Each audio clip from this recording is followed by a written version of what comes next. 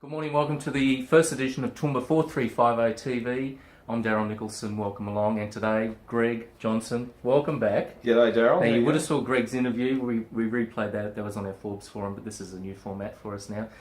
Greg is with Essilor Vision Foundation, and he's going to talk today about what he's been doing. So Greg, just fill us in, Essilor, where are we heading? What's going on? Well, firstly, Daryl, can I just say congratulations on this great initiative, Toowoomba 4350 TV. You did really well with those interviews of councillors in the lead up to the council election. Yeah. We all enjoyed watching it on Facebook, and now you've got a dedicated site, so congratulations. That's a fantastic initiative. In terms of the Essilor Vision Foundation, well, my history in the workforce is quite long, as you can tell by just looking at me. Yep. About a quarter of my working life has been in the optical area, working for the Optometrists Association for 12 years as CEO in Brisbane. Yep. And then more recently starting with Essilor Vision Foundation. They approached me in my second attempt at retirement to launch the foundation in Australia and New Zealand. Now essentially the history of the company is about 170 years old. Wow. That's Essilor. Yep. It has some 60,000 employees worldwide, and its turnover is quite considerable, and the shareholders are generally happy. Good. But I should think maybe a decade ago, in a meeting room somewhere in Paris where the company's based, the director said, "Isn't it great that the shareholders are happy, that we're producing the very best lenses in the world, people are happy with our product, but what about those people that don't have access to a basic eye health test or a basic pair of glasses?" And so that's really the beginning of the foundation. Okay, because glasses can be expensive. They can be very expensive. They can be extremely expensive. But just imagine going through your life not having access to good vision. And unfortunately, throughout the world, there are 2.5 billion people.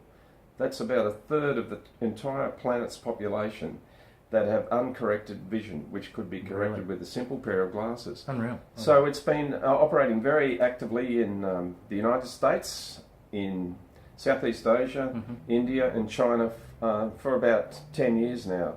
And the company got the call last year from HQ that it was time to roll it out in New Zealand and Australia. And because of the great relationship I've had with Essilor, the company, for many, many years, they approached me to see if I would launch it. Beautiful. Okay, and you're going to do you're doing some travelling. You just told me before you're going to Singapore and a few other areas, but you're going to do some exciting work here in Toowoomba.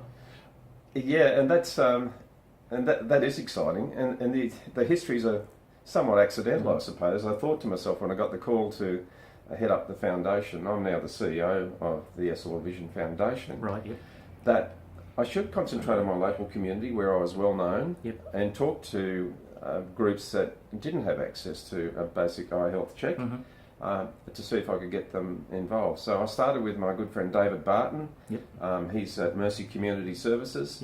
There's some 4,000 refugees and migrants who have settled in Toowoomba in the last 5 years. And I put the proposal to him that we could check the eyes of those people that just simply don't have eye health or spectacles on their agenda, and he agreed. So that was the start for me. I then proceeded to go to Luke Terry at Toowoomba Clubhouse, a fantastic organisation, 750 people on their books, clients. These are people with mental illness issues, and Luke and his team are doing a great job in helping them and getting them retrained to enter the workforce and have fulfilling lives. Beautiful. I then went to Carball Medical Centre, which provides Indigenous health services right across southern Queensland and into northern New South Wales, Moree, God's country.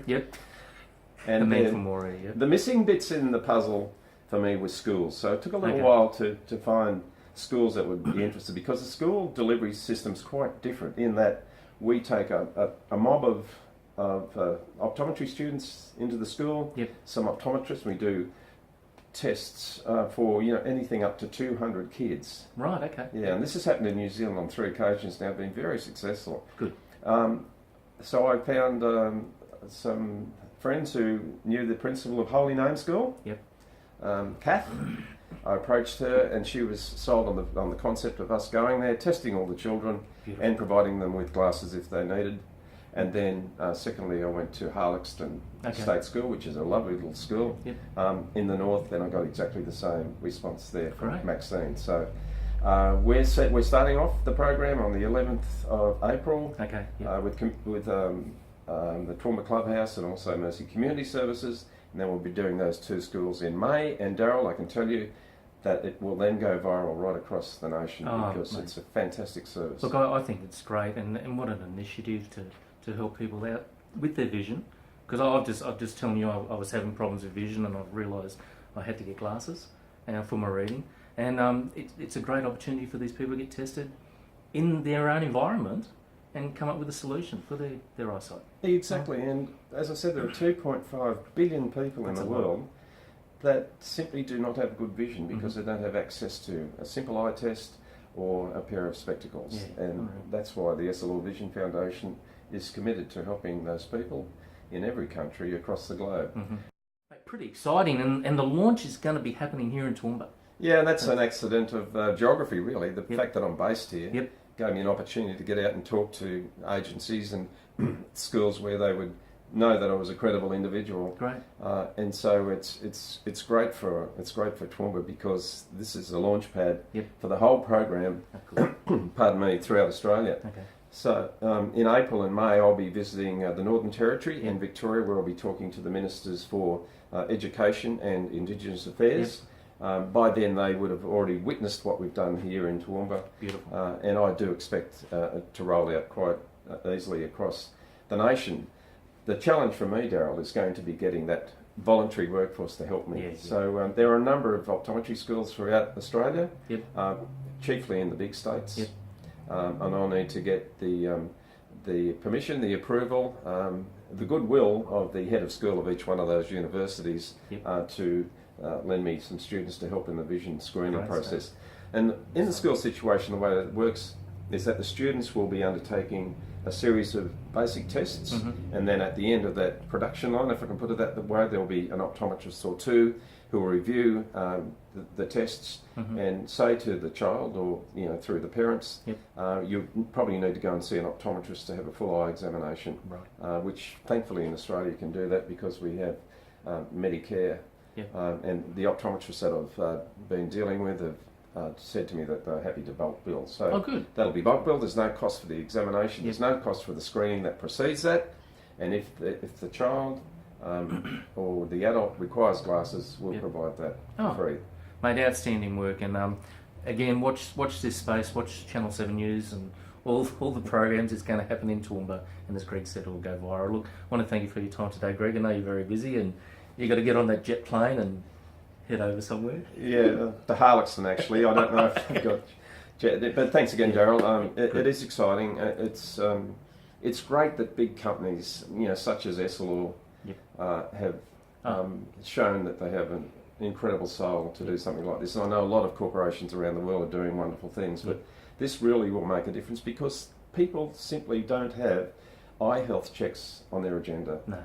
Nor do they realise that they need spectacles, maybe from the age of 2, for example. So I'm looking forward to reporting to you on the progress. Good. No, come back again and tell us what's going on. So, guys, thanks for watching 4350 TV. I'm Daryl Nicholson, Greg Johnson. Take care. Thanks, Daryl.